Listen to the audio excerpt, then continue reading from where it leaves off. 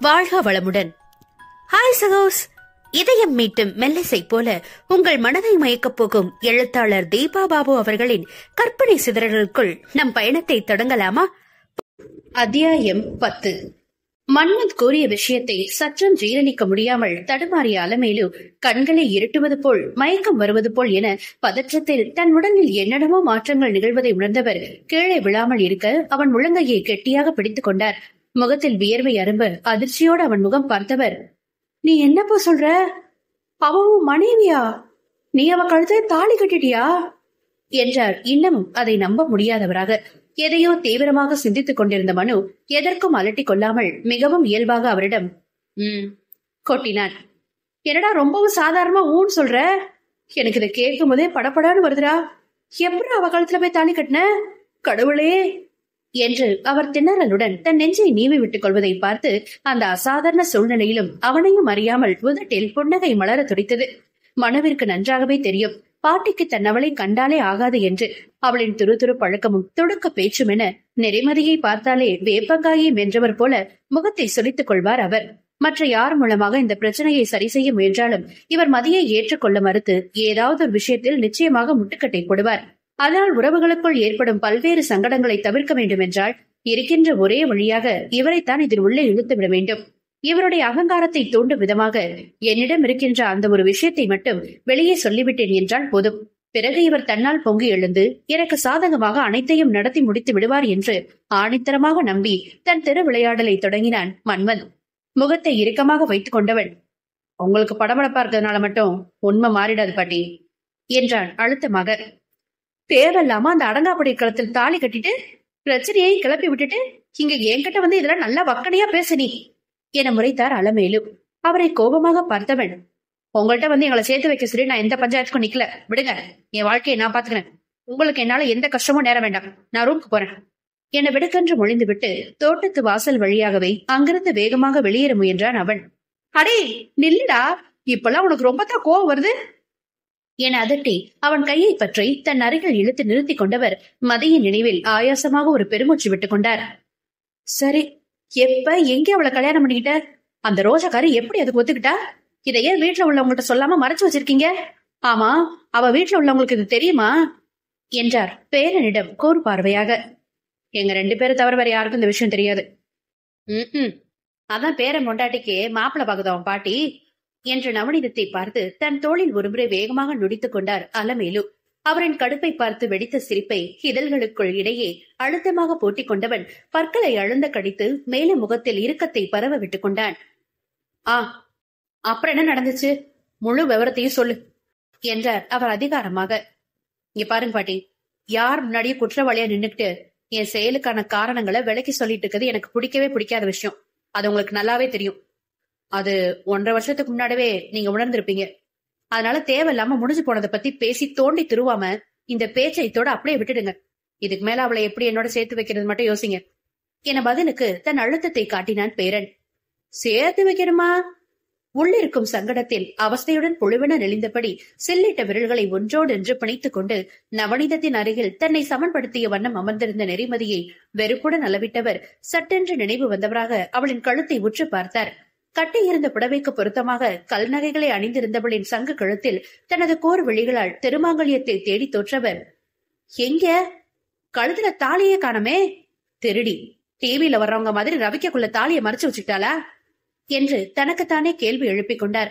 தனது அசரத்தை சரியான இலக்கை நோக்கி பிரயோகிக்க தேவையான இந்த சந்தர்ப்பத்திற்காகத்தான் சில மணி துளிகளாக பொறுமையுடன் காத்திருந்த மன்மத் கப்பென்று அதை கெட்டியாக பிடித்துக் கொண்டான்.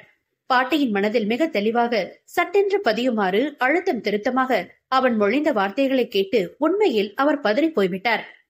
அதுக்கான அவசியம் எல்லாம் அவளுக்கு எதுவும் ஏற்படாது பாட்டி.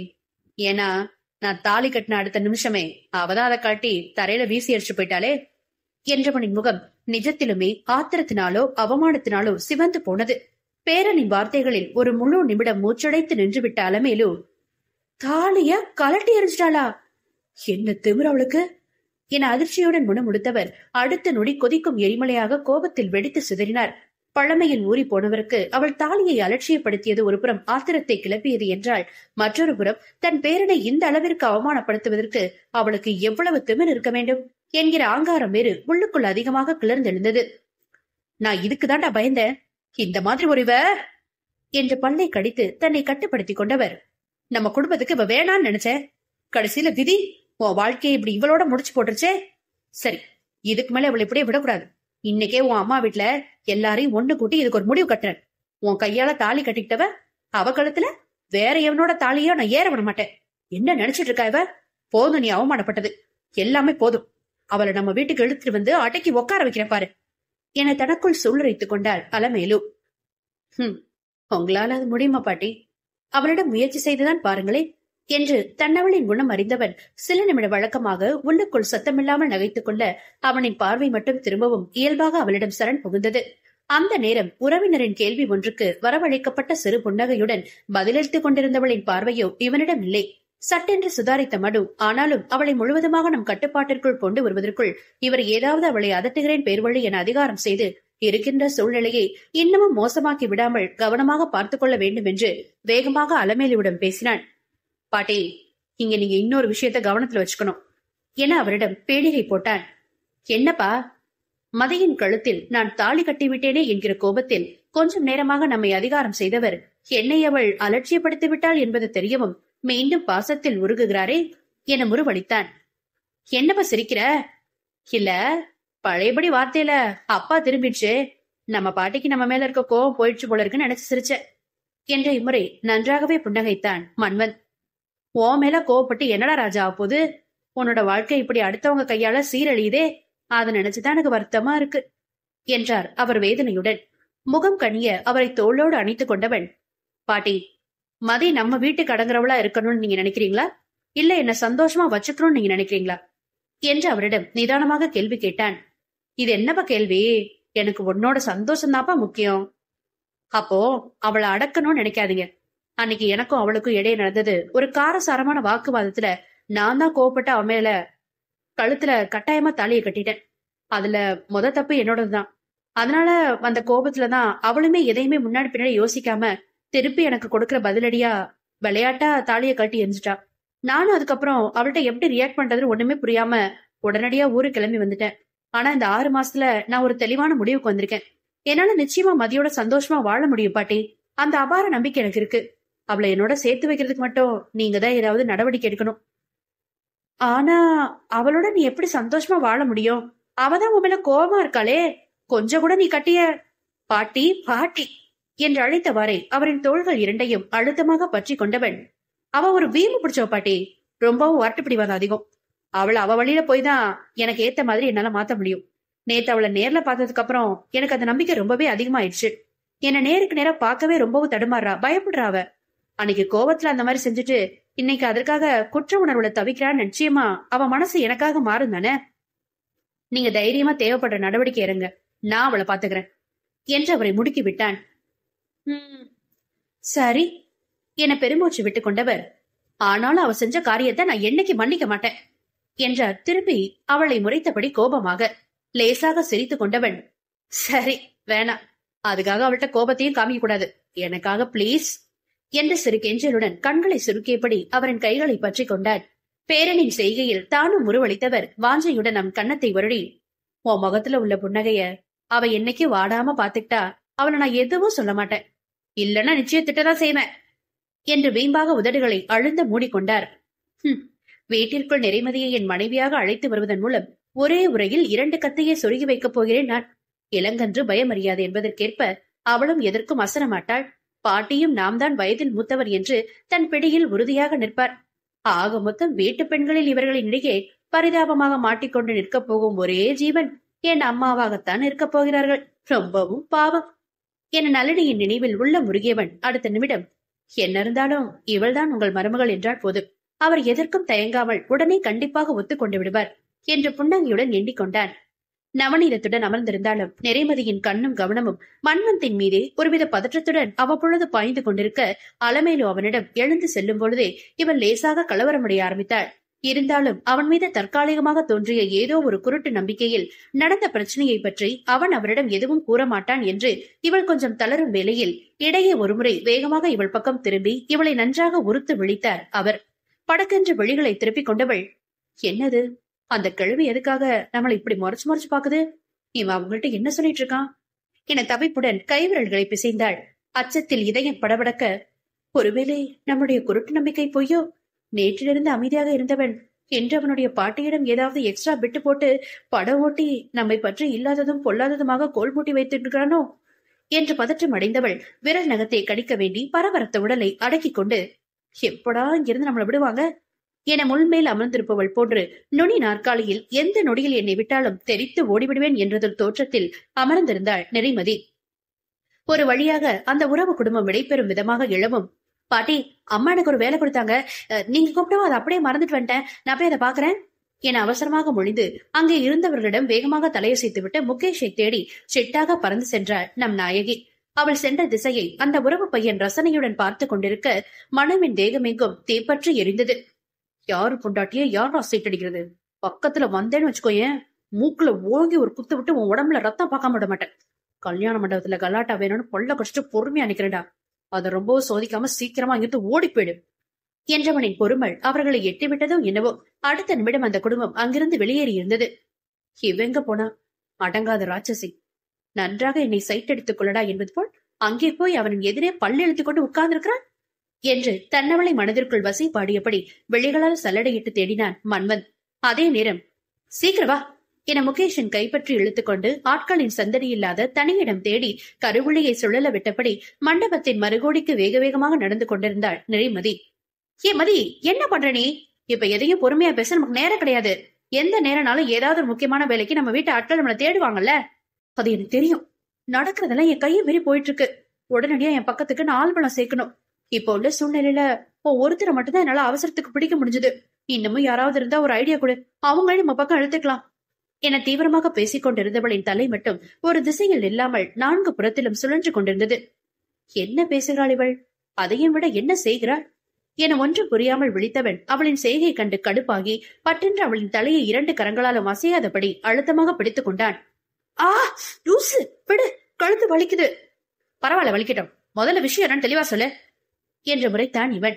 உடனே முகத்தை பாவமாக வைத்துக் கொண்டவள், நேத்து ஒரு பிரச்சனை பத்தி சொன்னல, அது இன்னைக்கு வீட்டுல பெருசா வெடிக்க போற போல இருக்கு என்று அச்சத்தில் இமைகளை அகல விரித்தாள். என்ன திடீர்னு என புருவம் சுருக்கியவன் அடுத்து, அது உனக்கு எப்படி தெரியும் என்று விவரம் கேட்டான். நான் தான் பார்த்தேனே. என்ன பார்த்த? அந்த யோகிதா அண்ணியோட அண்ணன் அவங்க பாட்டிக்கிட்ட கோல் மூட்டிட்டு இருக்கத என்றாள் மதி உர்ரென்று. யோகிதாவின் அண்ணன் என்றதிலேயே மன்வந்தா பிரச்சனையா என ரொம்பவும் சாதாரணமாக எண்ணிக்கொண்டவனுக்கு தங்கையை எண்ணி சிரிப்புத்தான் வந்தது. வயது ஏற ஏற அவளை போல் இல்லாமல் அத்தை மகனை பற்றிய தெளிவான ஒரு புரிதல் இவனுக்கு கிடைத்துவிட அதை அவளுக்கு உணர்த்தும் முயற்சியில் ஈடுபட்டு அவனுக்கு தோல்விதான் கிடைத்தது. வேம்புடன் சிலித்துக் கொள்பவளை நாம் ஒன்றும் செய்ய முடியாது என யோகிதா போலவே இவனும் ஒரு கட்டத்தில் சலித்து போய்விட்டான். சே, நான் கூட என்னவோ ஏதோன்னு பயந்துட்டேன். மனமாமதான் ஒரு பிரச்சனையா? வா உள்ள போலாம், நம்ம யாராவது தேட போறாங்க என சுவாதீனமாக கூறி அவளை கிளப்ப முயன்றான் முகேஷ். அவனை கோபமாக முறைத்தவள், டென்ஷன் உனக்கு தான் புரியுதா என்று தலையில் கை வைத்துக் கொண்டாள். வீட்டுல அந்த அலமேல பாட்டி வேற எல்லார்கிட்ட என்ன சொல்ல போதோ, எனக்கு அதை நினைச்சு ரொம்ப பயமா இருக்கு. நீ என்னவோ ரொம்பவும் கூலா இருக்க, உன்ன போய் நம்பின பாரு, என்ன சொல்லணும் என இதற்கும் அதற்கும் பதற்றத்துடன் குறுக்கே நடந்தவளை ஒரு நிமிடம் உற்று பார்த்தவன் அருகில் சென்று அவள் கரத்தை பற்ற அது செல்லிட்டு இருந்தது. ஓ காட், இவ உண்மையிலே ரொம்ப பயப்படா போல இருக்கே. என்ன நடந்திருக்கும்? ஒருவேளை என சிந்தனையை விரட்டியவனுக்கு முன்தினம் இரவு உணவருந்து செல்லும் பொழுது மன்வன் தங்களுடன் வேகமாக வந்து இணைந்து கொண்டது நினைவில் அலை மோதியது.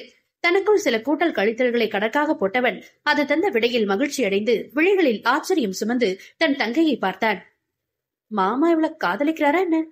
எங்க வீட்டினர் அவருக்கே தன்னை திருமணம் செஞ்சு வச்சிருவாங்களோன்னு அதுக்குதான் இவ இப்படி பயந்து பதறாளா? இதழ்களில் பரவிய புன் சிரிப்புடன், மாமா உன்னை காதலிக்கிறாரா மதி என ஆர்வத்துடன் கேட்டான் முகேஷ். ஏனோ மனுவின் திருமண வாழ்க்கையை பற்றி அறிந்திருந்தவனுக்கு இவர்களின் ஜோடி பொருத்தம்தான் சரி என்கிற எண்ணம் மனதிற்குள் அழுத்தமாக தோன்றியது. தனக்குள் நடக்கும் கலைபுரத்தில் அவனை நிமிர்ந்தும் பாராமல் தன் நினைவுகளில் உழன்றபடி நடைபயின்று கொண்டிருந்தவள் அளித்த பதிலில் இவன் அதிர்ச்சியாகி வாயை பிளந்து நின்றான். ஐயோ, காதல்லாம் இல்ல என அவள் மறுக்க ஆரம்பிக்கவும், அது இல்லை என்றால் வேறென்ன என்று அவன் அடுத்த கட்ட ஆராய்ச்சியில் இறங்குவதற்கு முன்பு அவளை பட்டென்று விஷயத்தை போட்டு உடைத்து விட்டாள். என் கழுத்துல தாலிதான் கட்டிட்டாரு என்று பரிதாபமாக முகத்தை வைத்தபடி அவளை நிமிர்ந்து பார்த்தாள். காதலிக்கவில்லை, கல்யாணமே செய்து கொண்டாரா? தன் சொல்லில் அசையாமல் சிலையாக சமைந்து விட்டவனை எரிச்சலுடன் நோக்கிவிட்டு அருகில் சென்று அவனை பிடித்து பலமாக உலுக்கி எடுத்தாள் நிறைமதி. அண்ணா, உன்கிட்ட தானே பேசிட்டு இருக்கேன், என் பிரச்சனைக்கு ஒரு தீர்வு சொல்ல. என திடுக்கிட்டு விழித்தவன் என்றபடி, அப்போ உனக்கு கல்யாணம் முடிஞ்சிருச்சா என்றான் இன்னமும் நம்ப முடியாமல். கடவுளே, தாலிதான் கட்டினாருன்னு, கல்யாணம்லாம் அல்ல என அசட்டையாக கூறியவளை கொலைவெறியோடு நோக்கினான் முகேஷ். உனக்கு மனசுல என்ன பெரிய சின்ன தம்பி பிரபு நினைப்பா என விழிகளை உருட்டினான். என விழுத்து விட்டு, என்ன உளற நீ என்று பெண்ணும் திரும்பி முறைத்தாள். அப்புறம் கழுத்துல தாலி கட்டிட்டு அதுக்கு பேரு கல்யாணம் இல்லாம வேற என்னவா என்று அவனும் பதிலு கேட்கிறான். அதைத்தான் நான் உடனே கழட்டி வீசிட்டனே என மதி வேகமாக மொழியவும், அடிப்பாவே, இரடி சொல்ற, தாலிய கழட்டி வீசிட்டியா என்று நெஞ்சில் கை வைத்து அதிர்ந்தான் முகேஷ். ஐயோ, என்னது, ஆதரவு எதிர்பார்த்து நம்பி விஷயத்தை சொன்ன இவனே இப்படி ஒரு ரியாக்ஷன் கொடுக்கிறானே, அப்பொழுது வீட்டில் உள்ள மற்றவர்கள் என்ன சொல்வார்கள் என்ற அச்சத்தில் மிரண்டு போனாள் நம் மனுவின் தர்மபத்தினி. நட்புகள் எல்லாரும் நம்ம சேனலை மறக்காம சப்ஸ்கிரைப் பண்ணுங்க, கதையை கேளுங்க, லைக் பண்ணுங்க, கமெண்ட் பண்ணுங்க, பிடிச்சவங்க ஷேர் பண்ணுங்க. நன்றி.